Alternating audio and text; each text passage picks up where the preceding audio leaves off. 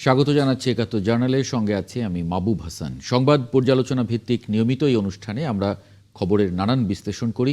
পত্রপত্রিকায়, television, digital media এবং news পোর্টালে যেসব খবর শিরোনাম হয়ে থাকে তা আমরা জানিয়ে দিই। সেই খবরের সঙ্গে যুক্ত মানুষদের আমরা সংযুক্ত করি আমাদের আলোচনার টেবিলে। আমাদের স্টুডিও এবং অনলাইনে সংযুক্ত থাকা অতিথিরা সেসব খবরের গভীরে ঢোকেন। আজ আমার সঙ্গে আছেন প্রধান উপদেষ্টার উপপ্রেস সচিব জনাব আবুল কালাম আজাদ মজুমদার। আপনাকে স্বাগত জানাচ্ছি ৭১ জার্নালে। দর্শক, বিভিন্ন সময়ে খবর পর্যালোচনায় আরও অতিথি পর্যায়ক্রমে আমাদের সঙ্গে যুক্ত হবেন, তখন তাদেরকে পরিচয় করিয়ে দেব। আমরা যদি একটু অতিথিদেরকেও যুক্ত করে নেই একই সঙ্গে। আমাদের সঙ্গে আছেন কৃষিবিদ হাসান জারিফ তুহিন, সভাপতি বাংলাদেশ জাতীয়তাবাদী কৃষক দল কেন্দ্রীয় কমিটি। স্বাগত জানাচ্ছি শহীদুদ্দিন মাহমুদ স্বপন, সাধারণ সম্পাদক জেএসডি। ব্যারিস্টার আব্বাস ইসলাম খান, যুগ্ম সাধারণ সম্পাদক এবি পার্টি। আপনাদেরকেও স্বাগত জানাচ্ছি ৭১ জার্নালে। আবুল কালাম আজাদ মজুমদার, আজকে মনোনয়নপত্র জমার শেষ দিন ছিল এবং নির্বিঘ্ন হয়েছে। উৎসাহ উদ্দীপনা ছিল, শঙ্কার সংশয় উড়িয়ে দিয়ে অংশগ্রহণও আমরা ব্যাপক দেখেছি। সব রাজনৈতিক দলগুলো, সম্ভাব্য সব রাজনৈতিক দলগুলো খুব স্বতঃস্ফূর্তভাবে আজকে শেষ দিন ছিল, ব্যাপক অংশগ্রহণ ছিল। অভিযোগের খবর খুব একটা পাওয়া যায়নি। কি মন্তব্য করবেন? নির্বাচনের একেবারে কার্যক্রম শুরু হয়ে গেল। জি, ধন্যবাদ। প্রথমত যারা প্রার্থী হিসেবে মনোনয়নপত্র দাখিল করেছেন তাদেরকেই আমরা সবার আগে ধন্যবাদ জানাতে চাই। তারা নিয়ম শৃঙ্খলা মেনে সুশৃঙ্খলভাবে, আপনি যেটা বললেন যে কোনো ধরনের বড় ধরনের কোনো অভিযোগ বা বিপত্তি ছাড়াই সবাই তাদের মনোনয়নপত্র দাখিল করেছেন। এটা আমরা সবাই যেটা আশা করছি যে খুব উৎসবমুখর একটা নির্বাচন হবে। সেই উৎসবমুখর নির্বাচন, এটা বলা যায় এটা প্রথম ধাপ আনুষ্ঠানিকভাবে। সেই প্রথম ধাপটা আমরা উৎসবমুখর পরিবেশেই কাটাতে পারলাম। এটা খুব স্বস্তির জায়গা এবং আনন্দেরও জায়গা। আমরা আশা করি যে এই উৎসবমুখর পরিবেশটা আমাদের নির্বাচন পর্যন্ত বজায় থাকবে এবং প্রার্থীরা স্বতঃস্ফূর্তভাবে বা ভোটারদের কাছে যাবেন, ভোট প্রার্থনা করবেন এবং ভোটাররাও পুরো নির্বাচনী প্রক্রিয়া এবং পরে ভোটের দিন স্বতঃস্ফূর্তভাবে নির্বাচনে এসে ভোট কেন্দ্রে এসে তাদের ভোট দেবেন। আমরা এই আশাটা করতে পারি এখন। জি, আমরা যদি একটু অতিথিদেরকেও ছোট্ট করে একটু মন্তব্য নিয়ে নেই। এরই মধ্যে ব্যারিস্টার ডক্টর নাজিম মোমেন, আইনজীবী, সুপ্রিম কোর্ট এবং জামায়াত মনোনীত প্রার্থী, তাকেও আমরা যুক্ত করে নিতে পেরেছি। সবারই একটু যদি ছোট করে মন্তব্য নেই। ব্যারিস্টার আব্বাস ইসলাম খান, আপনাকে দিয়ে একটু শুরু করি। যদি ১-২ মিনিটে একটু মন্তব্য জানান। আমরা যেটি আলোচনা করছিলাম শুরুতে, মনোনয়নপত্র জমা দেওয়ার আজকে শেষ দিন ছিল। একটা ধাপ নির্বাচনের পার হলো, এখন যাচাই বাছাই, তার পরবর্তীতে আসলে প্রচারণায় ঢুকে যাবে নির্বাচন। সেই জায়গা থেকে আসলে কি দেখছেন? আমি তো আজকে দেখেছি যে একটা উৎসব মুখর পরিবেশে প্রার্থীরা তাদের মনোনয়নপত্র জমা দিয়েছেন, আর সেটাকে আমি পজিটিভলি দেখি। অন্যান্য বারের মতো কিন্তু এবার কোথাও এখন পর্যন্ত আমরা শুনিনি যে বড় কোনো দুর্ঘটনা অথবা হামলা হানাহানি হয়েছে। বিশেষ করে বিভিন্ন দলগুলো যাদের বিদ্রোহী প্রার্থী থাকে, সেই দলগুলোর মধ্যে দেখা যায় যে অনেক সময় একটা টানটান উত্তেজনা থাকে আর কি মনোনয়নপত্র জমা দেওয়ার সময়। কিন্তু আজকে আমরা সেটা দেখিনি, এটা আমরা পজিটিভলি দেখতে চাই। আমরা মনে করি যে আজকে প্রার্থীরা যে পরিমাণ সহনশীলতার পরিচয় দিয়েছেন সেটা যদি কন্টিনিউ রাখেন, আমরা একটা সুস্থ নির্বাচন দেখতে পারবো। বাট একটি বিষয় আমি খুব কুইকলি যদি একটু বলতে চাই আর কি, যে আমাদের একটা রেস্ট্রিকশন ছিল ৫ জনের বেশি মনোনয়নপত্র যখন জমা দিতে যাবেন, ৫ জনের বেশি সেখানে যেতে পারবেন না। এবং এখন কিন্তু ২২ তারিখের আগ পর্যন্ত একটা প্রচারণার ব্যাপারেও কিন্তু নিষেধাজ্ঞা রয়েছে। কিন্তু আমরা কিছু জায়গায় দেখেছি, বড় দুর্ঘটনা ঘটেনি, কিন্তু বেশ কিছু জায়গায় দেখেছি যে প্রার্থীরা সেই ধরনের নিষেধাজ্ঞা তারা মানেনি। তারা বড় শোডাউন করেছে, তারা লিফলেট, তারা বড় ফেস্টুন নিয়ে তারা এসেছে, অনেক বেশি লোকজন নিয়ে তারা এসেছে মনোনয়নপত্র জমা দেওয়ার জন্য। এছাড়া আমার কাছে মনে হয়নি খুব একটা সমস্যা বড় হয়ে গেছে বিভিন্ন জায়গাগুলোতে। বাট এই কারণে আমি মনে করি, আমি খুব আশাবাদী যে আমরা আজকে যে সহনশীলতা দেখাতে পেরেছি এটা আমরা যে কন্টিনিউ রাখতে পারি, আমরা একটা সুন্দর নির্বাচন দেখতে পাবো। ব্যারিস্টার ডক্টর নাজিম মোমেন। জি, ধন্যবাদ আপনাকে। আজকে আমি নিজেও নমিনেশন পেপার জমা দিয়েছি। তো মোটামুটি পরিবেশটা শান্ত ছিল এবং উৎসব মুখর পরিবেশেই মনোনয়নপত্রগুলো জমা দেওয়ার কার্যক্রম সম্পন্ন হয়েছে। এই জন্য সকল রাজনৈতিক দলকেই ধন্যবাদ জানাতে চাই। পাশাপাশি মিডিয়া এবং অন্যান্য যে সমস্ত সংশ্লিষ্ট প্রতিষ্ঠান এবং ব্যক্তিবর্গ ছিলেন, তাদের যে কোঅপারেশন গুলো ছিল, এই জন্য তাদেরকে ধন্যবাদ জানাতে চাই। ৫ জনের রেস্ট্রিকশনটা আসলে কতটুকু বাস্তবসম্মত ছিল এটা একটু প্রশ্নের দাবি রাখে। কারণ আমার দলের যখন আমি মনোনয়নপত্র দিতে গিয়েছি 5 জনই আমরা ছিলাম, কিন্তু সাথে ডিসি অফিসে আমরা দেখলাম যে অনেক সাংবাদিক ছিলেন, ওনাদের কর্মকর্তারা ছিলেন। তো আমাদের 5 জনকে আলাদাভাবে তো আসলে সেভাবে ডিস্টিংগুইশ করা সম্ভব হতো না সেখানে। তো তারপরেও নিয়মটা যদি অন্যভাবে কোনোভাবে ফলো করা যেত তাহলে তো ভালো হতো। আর শোডাউনের বিষয়টাকে যারা শোডাউন করেছেন, এখানে ইলেকশন অ্যাডজুডিকেটর আছেন, তারা এই বিষয়টা দেখবেন বলে আমি বিশ্বাস করি, আশা রাখি। এভাবে যদি কন্টিনিউ করে এটা ভালো, গণতন্ত্রের জন্য ভালো, দেশের জন্য ভালো।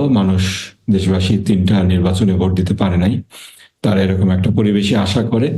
এরকম একটা পরিবেশ যদি বজায় থাকে, আমাদের সেই শহীদ হাদির ঘটনার যে ট্রমাটা, সেটাকে যদি আমরা পিছনে ফেলে রেখে আমরা সামনে আগাতে চাই, যদিও আমি সেটার বিচার দাবি করছি এবং এটার যত তাড়াতাড়ি সম্ভব বিচার হওয়াটাই জাতির জন্য মঙ্গলকর। কিন্তু আইন শৃঙ্খলা পরিস্থিতি যদি এরকম থাকে তাহলে এটা দেশের জন্য ভালো হবে বলে মনে করি আমি। মনে করেন আপনি? শহীদুদ্দিন মাহমুদ স্বপন, আপনি কিভাবে দেখেছেন সারা দেশে আপনাদের প্রার্থীরাও 300 আসনে মনোনয়নপত্র জমা দিয়েছেন, আপনারা কি দেখেছেন, আপনি কি দেখছেন কিভাবে? ধন্যবাদ আপনাকে, সহ আলোচনা যারা আছেন।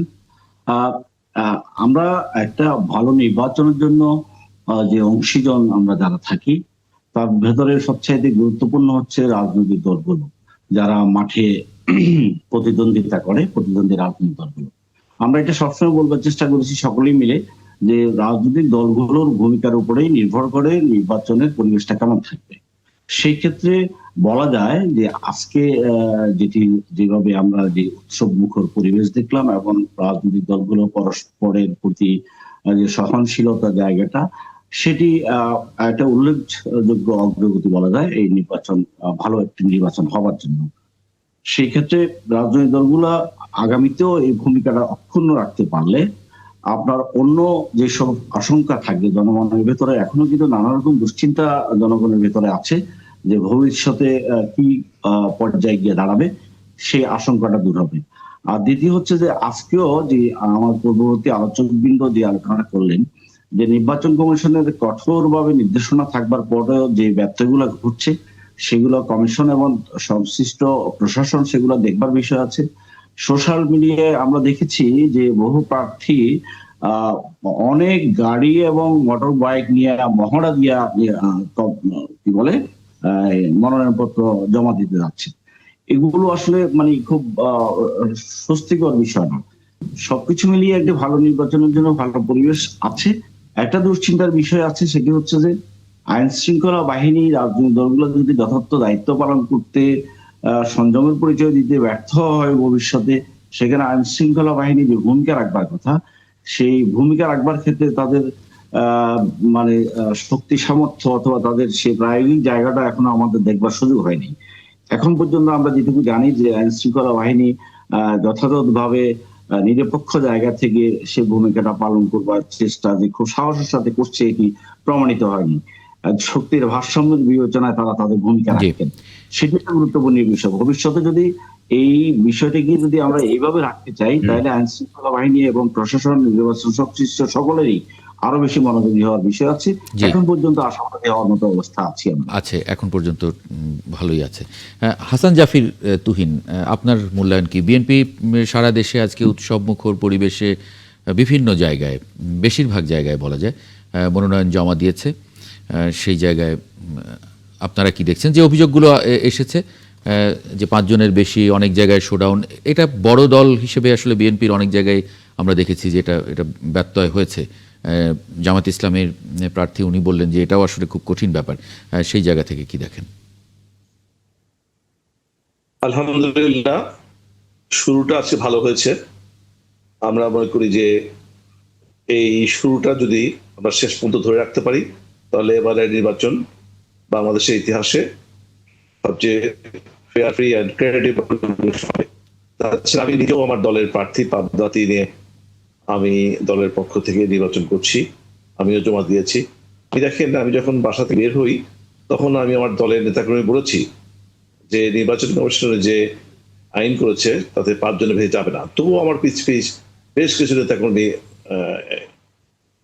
এসে তাদের হাজির হয়েছে তবে মূল যেখানে জায়গা, যেখানে সরকারি রিটার্নিং অফিসার, ইউনিয়ন অফিস, সেখানে কিন্তু আমি খুব বেশি কর্মীকে অ্যালাউ করিনি। যাই হোক, আমাদের আরেকজন প্রার্থী মিস্টার মোমেন সাহেব উনি যেটা বললেন যে 5 জন বিষয়টি আসলে কনসিডার করা দরকার। যাই হোক, আমার সবচেয়ে বড় কথা, প্রতিবার দেখা যায় যে নির্বাচনের যেদিনকে নমিনেশন জমা দেওয়া হয় সেদিনকে অনেক অপ্রীতিকর ঘটনা ঘটে, অনেক সহিংসতা ঘটে। সেই তুলনায় বাংলাদেশে কোথাও কেমন ঘটনা ঘটেনি। মানে অনেক জায়গায় তো দেখা যায় যে এই- বাধা দেবার ঘটনাও এর আগে নির্বাচনগুলোতে ঘটেছে। মনোনয়নপত্র জমা দেবার শেষ দিন পর্যন্ত অনেকে বাধা দেওয়া হয়েছে এবং এগুলো খবরেও এসেছে। সে ধরনের কোনো অপ্রীতিকর ঘটনার অভিযোগ এখন পর্যন্ত আমরা দেখিনি, একেবারেই দেখিনি। না না, সেটা তো খুব ভালো লক্ষণ। আমি প্রথমে বললাম, আমি আলহামদুলিল্লাহ বলেই শুরু করেছি। তো আমার কথা হচ্ছে যে এই ফ্যাসিস্ট মুক্ত বাংলাদেশে ফ্যাসিস্টরা নির্বাচন করছে না। তাছাড়া অন্য অন্য যারা দল, তারা তো সবাই গত 17 বছর কোনো না কোনো ভাবে নির্যাতন নিপীড়নের শিকার হয়েছে, তারা ক্ষতিগ্রস্ত হয়েছে কম বেশি। আমাদের দল, বড় দল, আমরা বেশি ক্ষতিগ্রস্ত হয়েছি, অন্যান্য সবাই কম বেশি ক্ষতিগ্রস্ত হয়েছে। এবার সবাই, সারা জাতি উন্মুখ হয়ে আছে একটি সুন্দর নির্বাচনের জন্য। আমরা ব্যক্তিগত, আমি জীবনে প্রথম নির্বাচন করছি, 42 বছর রাজনীতি করছি, এই প্রথমবার আমার দল নমিশনের নির্বাচন করছে। আমিও চাই না যে কোনো কারচুপি নির্বাচনের মধ্য দিয়ে আমি নির্বাচিত হই। কারণ আমি মনে করি, আমি যেদিকে একদিকে যেমন দলের আদর্শে বিশ্বাস করি, তার চেয়ে একজন মুসলমান হিসাবে আমি মনে করি যে আমার ধর্মীয় রীতিনীতি এটা আমার জন্য বেশি মানে পালন করা বেশি উত্তম।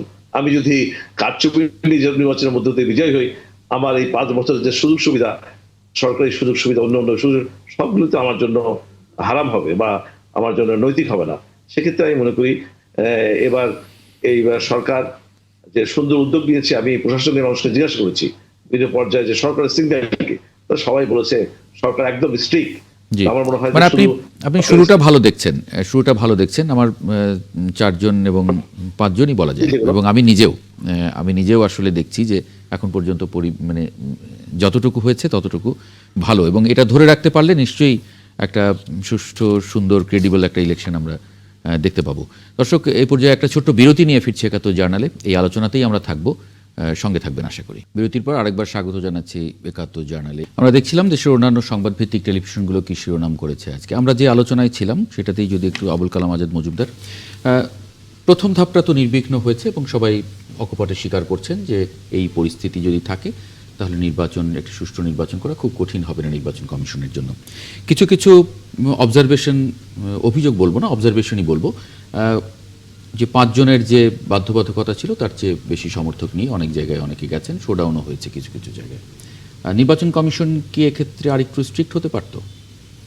এটা তো আসলে নির্বাচন কমিশনই ভালো বলতে পারবে। তবে আমরা তো আশা করি যে নির্বাচন কমিশন সব জায়গাতেই নজর রাখবে, নির্বাচনী আচরণবিধিগুলো অনুসরণ করা হচ্ছে কিনা, এবং এসব ক্ষেত্রে যারা প্রার্থী আছেন বা রাজনৈতিক দলের নেতাকর্মী আছেন তারাও দায়িত্বশীল আচরণ করবেন, কারণ তারা সবাই জানেন এই ভোটটা আসলে আমাদের জন্য কত গুরুত্বপূর্ণ, রাজনৈতিক দলগুলোর জন্য গুরুত্বপূর্ণ, আমাদের দেশের জন্য গুরুত্বপূর্ণ। নির্বাচন কমিশন আমরা আশা করি তাদের দায়িত্ব ঠিকঠাক মতো এক্ষেত্রে পালন করবেন। যদি কোনো জায়গায় কোনো বড় ধরনের কোনো ব্যত্যয় ঘটে থাকে তাহলে নির্বাচনী আইন অনুযায়ী, বিধি অনুযায়ী ওই সংশ্লিষ্ট প্রার্থীর বিরুদ্ধে যদি তাকে সতর্ক করার সুযোগ থাকে সতর্ক করবেন, বা অন্য কোনো ব্যবস্থা নেওয়ার যদি প্রয়োজন মনে করেন সেটা তারা নেবেন। একান্তই এটা তাদের বিষয়। এটা এখানে তো যারা আমরা সরকারের কাজ করি আমাদের আসলে এক্ষেত্রে বলার কিছু নেই। আমাদের যেটা দেখার বিষয় হচ্ছে যে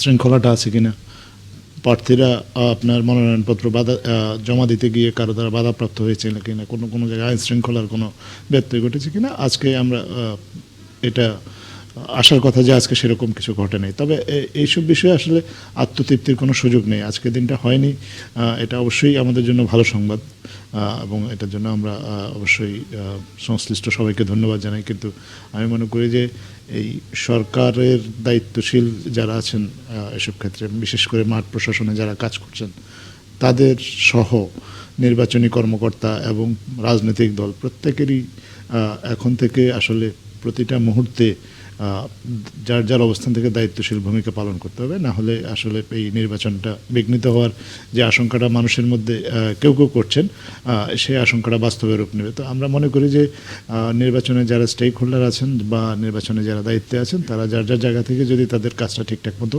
পালন করেন, তাহলে আজকে যেরকম একটা উৎসবমুখর আমরা পরিবেশ দেখেছি, পরবর্তী দিনগুলোতে এই উৎসবের আমেজটা বজায় থাকবে এবং আমরা আসলে সত্যিকার অর্থে একটা উৎসবমুখর নির্বাচন দেখতে পাবো।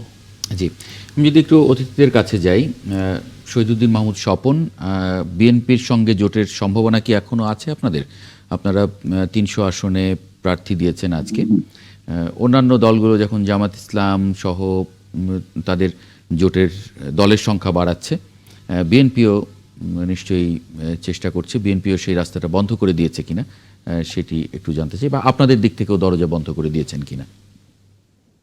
হ্যাঁ, ধন্যবাদ। আপনি প্রাসঙ্গিক একটি বিষয়ে কথা বলার জন্য বলেছেন। আমরা সকলে জানি যে আমরা ফ্যাসিবাদ বিরোধী লড়াইতে গণতন্ত্র মঞ্চ, আমার দল গণতন্ত্র মঞ্চ একটি শরিক দল, সেটি বিএনপির সাথে যুগপৎ দীর্ঘ সময় ধরে আমরা আন্দোলন করেছি, সংগ্রাম করেছি এবং এই পরবর্তী পর্যায়েও আমরা আমাদের এই যুগপৎ ধারাটা অব্যাহত ছিল। আমাদের ভেতরে রাজনৈতিক প্রশ্নে, সংস্কারের প্রশ্নে বহুবিধ বিষয়ে আমাদের আলাপ আলোচনা অব্যাহত ছিল এবং নির্বাচন যখন আসন্ন হলো তখন নির্বাচনে অংশগ্রহণ নিয়ে আলোচনাটা শুরু হয়েছিল। তো শুরু হওয়ার প্রেক্ষিতে যেটি ঘটলো আপনারা যেটি দেখেছেন, সেটি তো আসলে বাংলাদেশের রাজনীতিতে একদম অস্বাভাবিক একটি ঘটনা ঘটলো, যে বিএনপির পক্ষ থেকে আমাদের শরিকদের প্রত্যাশিত ছিল না, আমরা এটা চাইনি। 10 মাস বা 11 মাস আগে দেখেছেন যে প্রত্যেকটি দলের গুরুত্বপূর্ণ নেতৃত্ব যারা আছেন তাদের আসনে একটি চিঠি দেওয়া হয়েছিল যে এই ফ্যাসিবাদ বিরোধী লড়াই এই গুরুত্বপূর্ণ অংশীজনের সাংগঠনিক তার নির্বাচনী এলাকায় কর্মকাণ্ডে যেন সহযোগিতা করা হয়। এটি বিএনপির নিজস্ব একটি কাজ, কিন্তু এর মধ্য দিয়ে সেই নির্বাচনী এলাকায় এক ধরনের একটি সাধারণ মানুষের ভেতরে একটি বিষয় তৈরি হয়েছিল, বোধহয় এই দুটি দল বা এই একসাথে সমঝোতার একটা নির্বাচন হবে, সে আলোচনাটা হয়েছিল। কিন্তু এর মধ্য দিয়ে যেটি হলো যে বিএনপির সাথে আমাদের দরজা বন্ধ আর খোলার বিষয় না, বিএনপির পক্ষ থেকে সমঝোতার যে কাজটি তারা করেছে, যেভাবে করেছে আপনারা দেখেছেন, সেটি বিএনপি তার সমঝোতার পর থেকে নিজেকে প্রত্যাহার করে দিয়েছে, আমরা যেটা মনে করি আমাদের দলের পক্ষ থেকে। এবং যে আমাদের যে দীর্ঘ সময়ের যে লড়াইয়ের সঙ্গী সাথী আমরা এবং যে যুদ্ধে আমরা অবতীর্ণ ছিলাম সকলে মিলে, সেই যুদ্ধটা ভোট আসবার আগেই আরেকটি অন্যায় যুদ্ধ অথবা অন্যায় আচরণ আমাদের উপর চাপিয়ে দেওয়া হলো। বিশেষত আমাদের নেতা, জাতীয় বীর স্বাধীনতা পতাকা উত্তোলক জনাব আসম আব্দুর নির্বাচনী এলাকা লক্ষ্মীপুর 4 রামগতি কমলনগর এলাকা, সেই এলাকাতে নির্বাচন করছেন আমাদের সিনিয়র সহসভাপতি আসম আব্দুর সহধর্মণী। আপনি জানেন যে আসম আব্দুর অসুস্থ, মিসেস তানিয়ানো।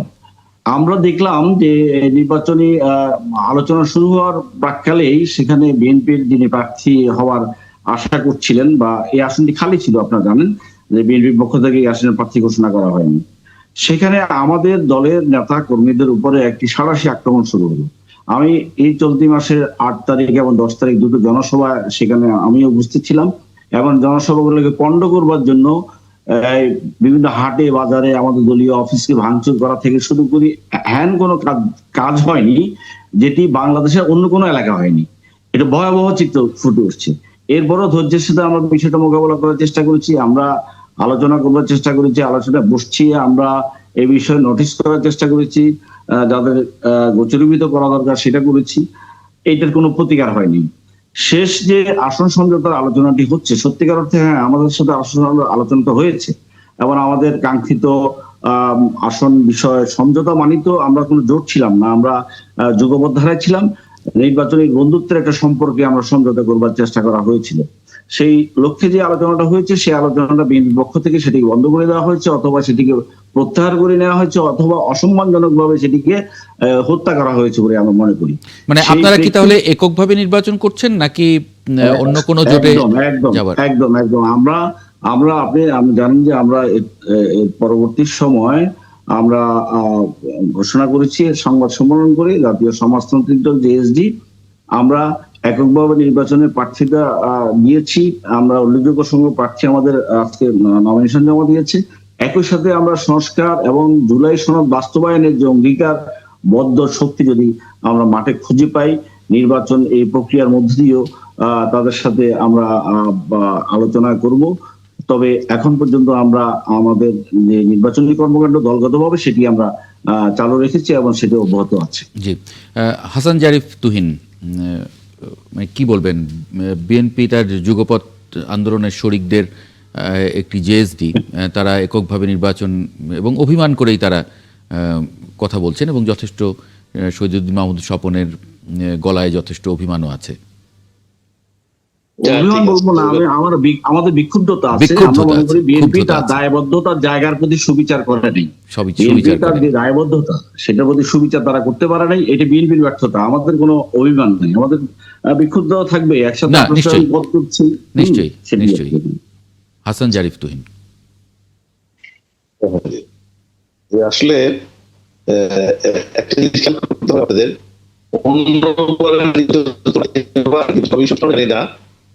এই জোটে একসাথে জোট হলে তারা জোটের মূল যে দল তাদের প্রতীক না। এটা আমাদের দল বা আমরা যেটা চিন্তা করেছি যে এবারের নির্বাচন যেহেতু একটি কঠিন হবে এবং কম্পিটিটিভ হবে, এটা আমরা সবাই প্রত্যাশা করছি। আমরা একতরফাভাবে কোথাও জিতে যাব আমাদের দলের প্রধান তারেক রহমান সাহেব একবারও বলেননি, বরঞ্চ উনি বারবার বলেছেন নির্বাচনটি কঠিন হবে। কঠিন বলতে কঠিন প্রতিদ্বন্দ্বিপূর্ণ হবে। সেখানে আমাদের যারা শরিক রয়েছেন তারা দীর্ঘদিনে আমাদের সাথে আন্দোলন সংগ্রাম করেছে, তাদের ভূমিকা রয়েছে এবং আমাদের দুর্দিনে তারা আমাদের পাশে ছিলেন। কিন্তু দেখা যাবে যদি আমাদের দলের প্রতীক ওনারা না পান, তাহলে বিভিন্ন আসনে তাদের জয়ী হয়ে আসার সম্ভাবনা ক্ষীণ হয়ে যাবে। এই দৃষ্টিকোণ থেকেই আমরা চেয়েছি যে সকল দল আমাদের দলে যোগদান করে প্রতীক নেবেন তাদেরকে আসন ছাড়া হবে। তাছাড়া অধিকাংশ ক্ষেত্রেই যদি তাদের নিজেদের প্রতীক ব্যবহার করেন তাহলে তাদের পরবর্তী আগস্ট পরবর্তী যে দীর্ঘ সময় গেছে, প্রায় 15 মাস পার হয়েছে, আমরা কিন্তু অত্যন্ত ধৈর্য সহকারে আমরা এই পরিস্থিতি মোকাবেলা করেছি। আমাদের নেতা নেত্রীদের সম্পর্কে ঢাকার রাজপথ সহ বাংলাদেশে বিভিন্ন সময় অনেক ছোট করা হয়েছে, আমাদের তুচ্ছ-তাচ্ছিল্য করা হয়েছে, এমন কিছু করা হয়েছে সেগুলো যদি আমরা রিয়াক্ট করতাম তাহলে আজকে হয়তো এই নির্বাচনের পরিবেশই সৃষ্টি হতো না, নির্বাচন করাই কঠিন হয়ে যেত। তা আমরা বড় দল হিসাবে আমাদের নেতা সহ আমরা সবাই সহনশীলতার সাথে আমার পরিস্থিতি মোকাবেলা করছি। শুধু বাংলাদেশে একটি এই একবার করে গণতন্ত্র হোঁচট খাবে এরশাদের সময় হয়েছে, গণতন্ত্র দুর্বল হয়, দেশের কাঠামো দুর্বল হয়ে যায়, অর্থনীতি দুর্বল, দেশ ক্ষতিগ্রস্ত হয়। আমাদের দল আমরা চাই না কোনোভাবে বাংলাদেশের কাঠামো দুর্বল হোক, বিচার ব্যবস্থা দুর্বল হোক, আইনের শাসন দুর্বল, এই জন্য আমরা অত্যন্ত বড় দল হিসাবে আমাদের প্রিয় নেতা তারেক রহমান, অনেক ধন্যবাদ, অনেক ধন্যবাদ। এই স্থির দেশ হচ্ছে, এই জন্য আমরা আপনাদেরকে ধন্যবাদ, যারা অংশগ্রহণ করেছেন তাদের সবাইকে ধন্যবাদ, উপস্থাপক সবাইকে ধন্যবাদ। আমরা আশা করছি যে সুষ্ঠু নির্বাচনের মাধ্য দিয়ে আমরা নতুন সরকার পাবো, আমরা গণতন্ত্রের পথে এগিয়ে যাব। জি, কৃষিবিদ হাসান জারিফ তুহিন, অনেক ধন্যবাদ যুক্ত হবার জন্য আজকে ৭১ জার্নালে। দর্শকের পর্যায়ে একটা ছোট্ট বিরতি নিতে চাই, বিরতির পরে ফিরে আসছি, সঙ্গে পাবো আশা করি। বিরতির পর আরেকবার স্বাগত জানাচ্ছি ৭১ জার্নালে। আমরা আলোচনা করছিলাম নির্বাচন মনোনয়নপত্র জমা এবং তার অপরাপর বিষয় নিয়ে। এ পর্যায়ে একটা খবর নিয়ে একটু কথা বলতে চাই। নির্বাচন নিয়ে শঙ্কা নেই, স্বরাষ্ট্র উপদেষ্টা এমন মন্তব্য করেছেন। যত ষড়যন্ত্রই হোক না কেন আগামী জাতীয় সংসদ নির্বাচন নিয়ে কোনো ধরনের শঙ্কা নেই বলে স্পষ্ট জানিয়েছেন স্বরাষ্ট্র উপদেষ্টা লেফটেন্যান্ট জেনারেল অবসরপ্রাপ্ত মোহাম্মদ জাহাঙ্গীর আলম চৌধুরী। তিনি বলেন, সবার সহযোগিতায় একটি সুষ্ঠু, শান্তিপূর্ণ এবং উৎসবমুখর নির্বাচন অনুষ্ঠিত হবে যা সবার কাছে গ্রহণযোগ্য। মোটামুটি এক পর্যায়ে আরেকটি খবর নয়াদিগন্ত অনলাইন তারা করেছে, নির্বাচনকে টার্গেট করে অবৈধ অস্ত্র ঢুকছে, স্বরাষ্ট্র উপদেষ্টা এমন একটি মন্তব্য করেছেন। সেই জায়গা থেকে যদি প্রার্থীদেরকে একটু জিজ্ঞেস করি,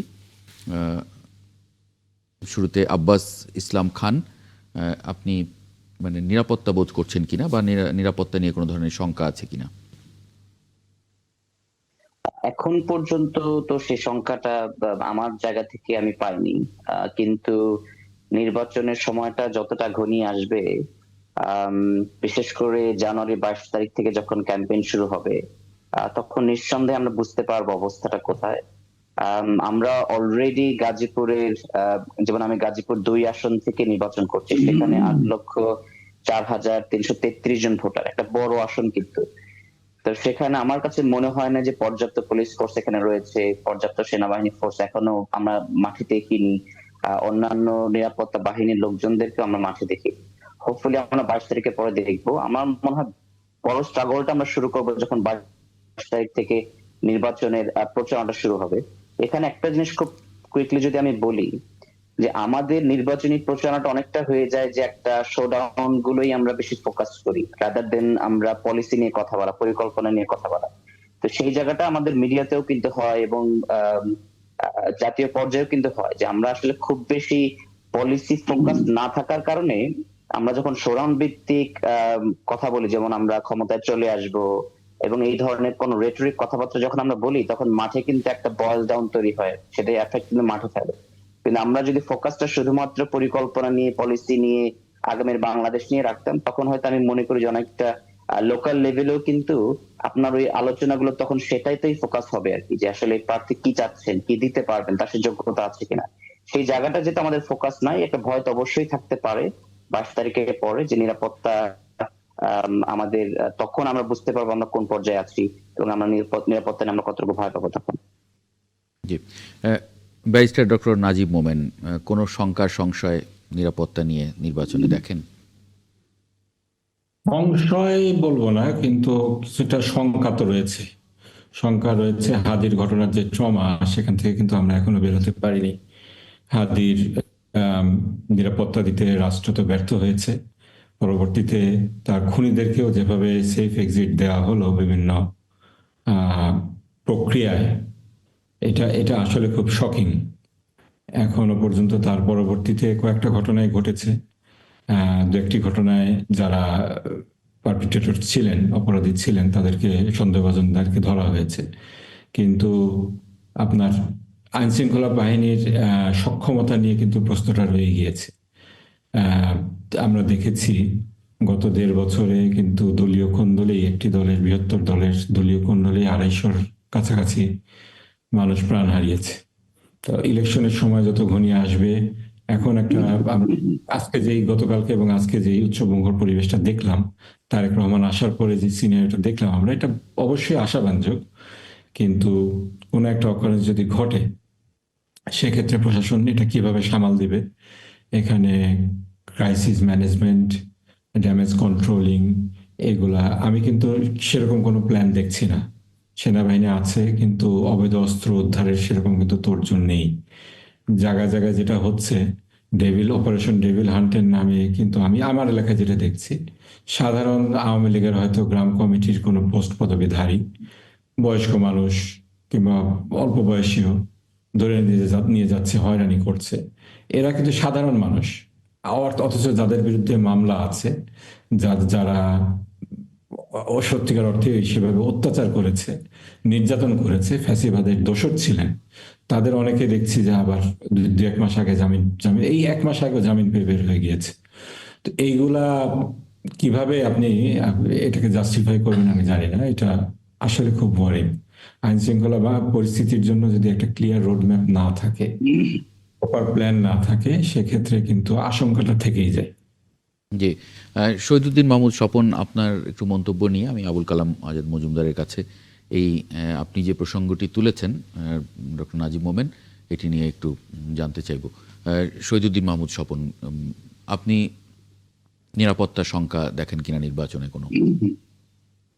বিগত 2 আলোচক যে আলোচনাটা করলেন অনেকটা তেমনই। আপনি একটি বিষয় খেয়াল করবেন, আমাদের স্বরাষ্ট্র উপদেষ্টা বলছেন যে সীমান্ত থেকে অবৈধ অস্ত্র আসছে এবং সেগুলো ধরা হচ্ছে বা উদ্ধার করা হচ্ছে। আমি যদি ওনাকে এই প্রশ্নটা রাখতে চাই, যে 5ই আগস্টের পরে থানাগুলোর থেকে যে অস্ত্রগুলা লুট হয়ে গেল, সেটার সংখ্যা কিন্তু একটা বড় বড় সংখ্যা, এবং সেখানে অনেক অস্ত্র আছে যেগুলা মানে আইন শৃঙ্খলা পরিস্থিতিকে ভয়াবহ রূপ দেওয়ার জন্য সেটি কার্যকর। আপনি দেখুন, এখনো বিশ্বাস আসছে না যে শামসু ভাই নমিনেশন পাইবে। আপনি দেখুন যে বিভিন্ন সময় অস্ত্র উদ্ধার করবার জন্য বিভিন্ন অপারেশন করবার চেষ্টা করা হয়েছে, বিভিন্ন উদ্যোগ নেওয়া হয়েছে, কিন্তু সফল হয়নি। কিন্তু অতীতে আরো খারাপ সময়ও আমরা বিশেষ উদ্যোগ যখন কোন সরকার নিয়েছিল বা আইন শৃঙ্খলা পরিস্থিতি উন্নত করবার জন্য, তখন দৃশ্যমান কিছু সফলতা দেখা দিত। কিন্তু এই অন্তর্বর্তী সরকারের এই সময় যে উদ্যোগগুলো নেওয়া হয়েছে, আপনার সেনাবাহিনী মাসের পর মাস মাঠে, কিন্তু আমরা দেখছি যে আইন শৃঙ্খলা পরিস্থিতি অবনতি কোথাও ঘটলে সেটি ঘটছেই।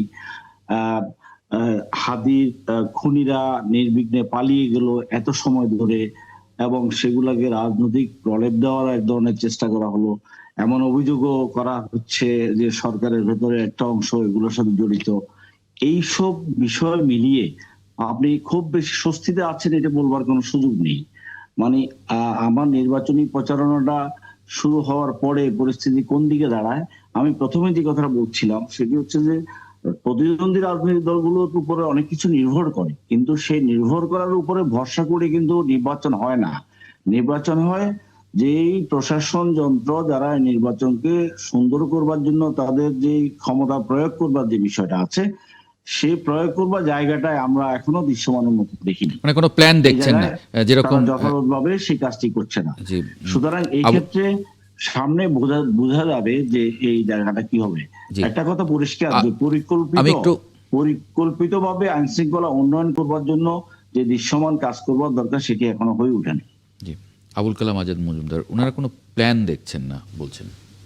আমি দুঃখিত, আমি ওনার সাথে একমত হতে পারছি না। প্ল্যান তো প্রতিদিনই করা হচ্ছে এবং অনেকদিন ধরেই প্ল্যান করা হচ্ছে। শুধু প্ল্যান না, এখন তো আসলে প্ল্যানের সময় না, এখন আসলে অ্যাকশন নেওয়ার সময়।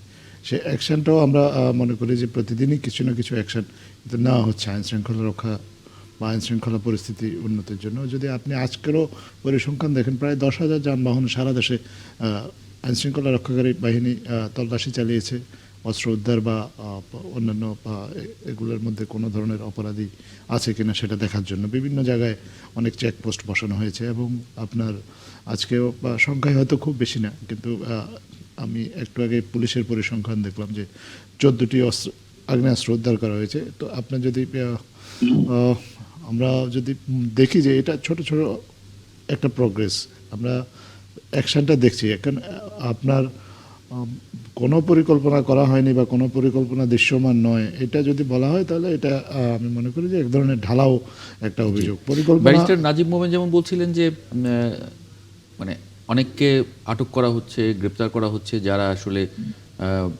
সাধারণ মানুষ, কিন্তু আবার এমন অনেকে আছেন যারা এই ধরনের আইন শৃঙ্খলা পরিস্থিতি তৈরির জন্য যারা যুক্ত, তাদেরকে আটক করা হচ্ছে না, জামিন দেওয়া হচ্ছে, এরকম অভিযোগও তিনি করলেন।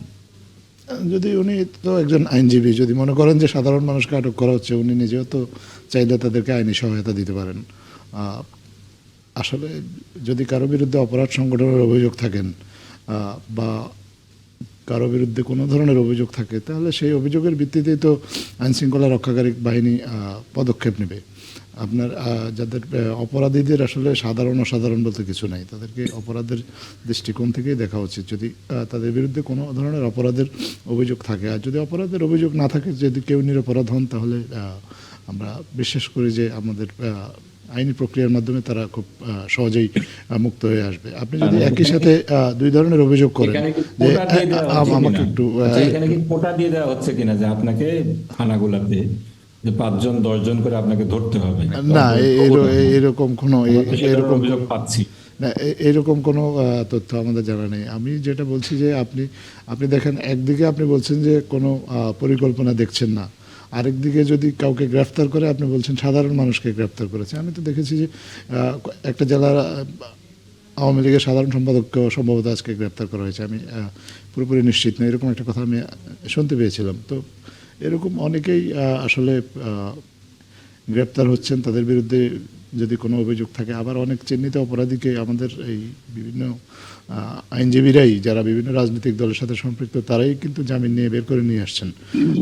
এগুলো আমরা দেখছি। সো কোনো একেবারে সবসময় সাধারণ মানুষকে হয়রানি করা হচ্ছে এটা যদি বলা হয় তাহলে এটাও আমি মনে করি না যে ঠিক। কিছু কিছু ব্যতিক্রম হতে পারে, যদি সেটা হয়ে থাকে তাহলে অবশ্যই সে বিষয়ে আইনশৃঙ্খলা রক্ষাকারী বাহিনী বা আদালতের দৃষ্টি আকর্ষণ রাজনৈতিক কর্মী যারা আছেন তারাও করতে পারেন অবশ্যই। আর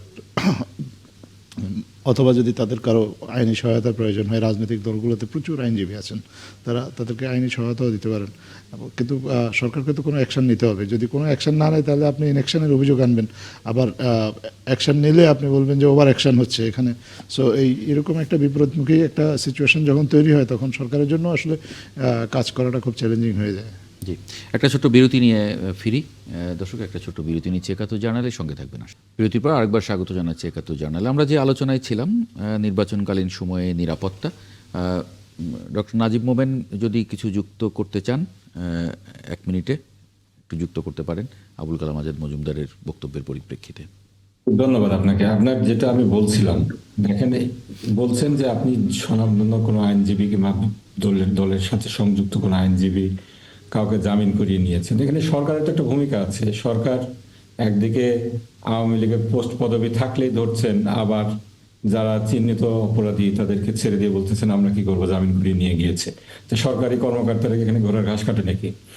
এগুলোর প্রশ্ন তো আছে। হাদির হত্যাকারীকে যেভাবে ছেড়ে দেওয়া হয়েছে একই ধারাবাহিকতা দেখেছি তো আমার এলাকায়। একেবারে যারা মঞ্চে উঠে বক্তাকে মাইক দিয়ে পিটিয়েছে, তারপরে অস্ত্রসহ ধরা পড়া সেই অপরাধী চেয়ারম্যান ছিল, আওয়ামী লীগের সেক্রেটারি ছিল, তাকে কয়েকদিন আগে জামিন দিয়ে দেওয়া হয়েছে। অথচ আমি খবর পাচ্ছি সাধারণ দুধওয়ালা দোকানদার আওয়ামী লীগের কোন গ্রাম কমিটি ছিল তাকে যে এসে পুলিশ হয়রানি করছে। আমাদের কাছে বলা হচ্ছে যেটা প্রশাসন থেকে, পুলিশ প্রশাসন থেকে, যে তাদেরকে নাকি উপর থেকে কোটা দিয়ে দেওয়া হচ্ছে, এদেরকে যদি না ধরা হয়, এই পরিমাণ না ধরা হয়, তাহলে তাদের চাকরি থাকবে না। তো এইটা তো আসলে ঠিক না। আপনার ডেভিল হান্ট যদি হয়, ডেভিল হান্ট আপনি মামলা দেখে ধরবেন না। আবুল কালাম আজাদ মজুমদার কিন্তু পরিষ্কার করেছেন যে না, এরকম কোনো নির্দেশনা নেই। নির্দেশনা যদি এরকম কেউ দিয়ে থাকে তাহলে তিনি অভিযোগ করতে বললেন। কোন একটা দলের সাধারণ সম্পাদককে ধরা হয়েছে। সাধারণ সম্পাদক হওয়া তো এটা আপনার অপরাধী না। ওনার বিরুদ্ধে একটা হত্যা মামলা আছে। অপরাধের ইয়ে ছিল, আমি বলি আপনাকে বলি, ওনার বিরুদ্ধে হত্যা মামলা আছে। আমার এলাকায় যাদেরকে ধরা হচ্ছে আমি স্পেসিফিক্যালি বলছি, তাদের নামে আগে কোনো মামলা থাকে না, ধরার পরে বিস্ফোরক আইনে মামলা দেওয়া হয়। তো এইটা তো এই প্র্যাকটিস আমরা গত 16 বছরে তো দেখেছি আওয়ামী লীগ করেছে। আমাদের একটা কথা ছিল, হাদির যে আদর্শটা ছিল সেটা আমাদেরও কথা, যে আমাদের শত্রুর সাথে আমরা ইনসাফ করব, কিন্তু সেই ইনসাফ কিন্তু আমরা দেখছি না। ডেভিল হান্টের নামে যেটা করা হচ্ছে সেটাতে আইন শৃঙ্খলা পরিস্থিতির উন্নতি হওয়ার সম্ভাবনা আমি দেখছি না। যারা চিহ্নিত অপরাধী, যাদের কাছে অস্ত্র পাওয়া উচিত ছিল, তাদেরকে ধরা হচ্ছে না। এলাকায় অনেক অবৈধ অস্ত্র আছে, কিন্তু অবৈধ অস্ত্রধারীরা একটি নির্দিষ্ট দলের সদস্য বলে তাদের কেশাগ্রহ স্পর্শ করা হচ্ছে না। অন্যদিকে আরেকটি দলকে, যেহেতু তারা মানে দল হিসাবে ফ্যাসিবাদী, অবশ্যই ফ্যাসিবাদী, কিন্তু ফ্যাসিবাদী হলে একেবারে গ্রাম পর্যায়ে আপনি সকলকে তো সেভাবে গ্রেপ্তার করতে পারেন না, তাদের বিরুদ্ধে সুনির্দিষ্ট অভিযোগ লাগবে। এখানে কিন্তু ইনসাফটা হচ্ছে না। আমার যেটা কথা সেটা হলো, আপনি যদি আইন শৃঙ্খলা পরিস্থিতির উন্নতি করতে চান, আপনাকে একটা স্পেসিফিক প্ল্যান লাগবে। আপনি ধরতে হবে বলে আওয়ামী লীগের 8-10 জনকে ধরে নিয়ে আসতেন মাঠ পর্যায়ে থেকে, এভাবে আইন শৃঙ্খলা পরিস্থিতির উন্নতি হবে না। আবার জামিনের বিষয়টা, আপনি যদি ধরেন অপরাধী, আপনাকে এনশিওর করতে হবে সেভাবে চার্জ ফ্রেম করা হয়েছে, সেভাবে আপনার অভিযোগ দায়ের করা হয়েছে, এমন স্পেসিফিক এলিগেশন আনা হয়েছে যাতে করে, এবং সরকারি আইন কর্মকর্তারা সেভাবে ফাইট করছে আদালতে, যে যার মাধ্যমে তারা এনশিওর করছে যে আইনজীবী, যে অপরাধী যারা আছে, প্রকৃত অপরাধীরা জামিন পাচ্ছে না। সেটা কিন্তু আমি দেখছি না। সেটা বলছিলাম গত, আমি একটু সবাইকে একটু সময় দেব। আমার স্পেসিফিক কেসে আছে এরকম কতগুলো অপরাধী ধরা পড়েছে, কতগুলো অবৈধ। শহীদুদ্দিন মাহমুদ স্বপনের কাছে একটু যাব। শহীদুদ্দিন মাহমুদ স্বপন, ছোট করে 1 মিনিটের মতো যদি একটু নেন আমার জন্য সুবিধা হয়। না, আমি আমার পূর্ববর্তী আলোচক যেটি বললেন সেটি আমি ওনার সাথে একমত হচ্ছি। এই কারণে যে এই মামলা ধরবার জন্য ধরা, শুধু যে আওয়ামী লীগের একটি বড় দল ছিল, ফ্যাসিবাদ ছিল। আমরা যদি ধরেন একটা ইউনিয়নে, একটা ওয়ার্ডে এই আওয়ামী লীগের ফ্যাসিবাদী কর্মকাণ্ড, দুঃশাসনের অংশীজন কয়জন ছিল, এবং তার সাধারণ কর্মী যারা গ্রামের মানুষ, তারা ভোটার, এখন কিন্তু তারাও কিন্তু আক্রান্ত হচ্ছে, গ্রামে থাকতে পারছে না অনেকেই। হ্যাঁ, এই যদি হয়, অতীত আওয়ামী লীগ যাহা যাহা করেছে সেটি যদি এখনো সেইভাবে হয়, আপনি এইভাবেই মোকাবেলা করতে চান, তাহলে আওয়ামী লীগ তো ন্যায্যতা প্রমাণ হয়ে যাবে এবং আওয়ামী লীগ যে মনে করবে যে তার ন্যায্য অধিকার পাওয়ার যে দাবিটা তাদের পক্ষ থেকে উচ্চারিত হবে, সেটি বেশি ক্রমশ এটি আরো বেশি জনগণের কাছে পৌঁছাবে। সেটা অনেকদিন থেকে বলা হচ্ছে যে সাধারণ মানুষ যারা, তা আওয়ামী লীগ করতে পারে, ঠিক করতে পারে, কিন্তু কারা ফ্যাসিবাদ ছিল, কারা দোষক ছিল, কারা অন্যায় করছে, কারা জুলুম করেছে, তাদেরকে আপনি কয়জনকে আইনের আওতায় আনতে পেরেছেন? আপনি 5ই আগস্টের পরে প্রত্যেকটি জেলা পর্যায়ে, উপজেলা পর্যায়ে যারা ছিলেন, যারা অস্ত্র হাতে 4 তারিখ 5 তারিখ 12টা পর্যন্ত ছিল, তারা কোথায়? তাদেরকে পেয়েছেন? জি। কতজনকে ধরতে পেরেছেন? আব্বাস সেই সংখ্যা যদি সরকারের কাছে এই প্রশ্ন করা হয়, এবং তারা যে সবাই পালিয়ে গেলেন, কিভাবে পালিয়ে গেলেন, কোন পথে পালিয়ে গেলেন, কারা তারা পালাতে সাহায্য করলো? জি, কিন্তু এখন আপনি আব্বাস ধরে দিলে ইসলাম। সাধারণ মানুষদেরকে আওয়ামী লীগ অমুক অমুক ট্যাগ দিয়ে আপনি তাদেরকে ধরে নিয়ে যাবেন জি, এবং আব্বাস আইন ইসলাম শৃঙ্খলা খান। পরিস্থিতি উন্নতি করার করবার চেষ্টা জি, করছেন। Thank you. আমি তো মনে করি এটা একটা পুরো করাপ্ট একটা ইকোসিস্টেম বাংলাদেশের, যেটা সমস্যা। আপনার পুলিশকে বলা হয় যে আইন শৃঙ্খলা নিয়ন্ত্রণের জন্য তাদেরকে অপরাধী থেকে ধরতে হবে। পুলিশ সেই সুযোগটা নিয়ে কিছু অপরাধীদেরকে ধরে, কিছু নিরপরাধ ব্যক্তিদেরকে ধরে, অনেক রাজনৈতিক ব্যক্তিদেরকে ধরে। ধরার পর যখন তারা আদালতে যায়, সেখানে আবার রাজনৈতিক দলগুলোকে ব্যবহার করে জামিন নিয়ে আসে।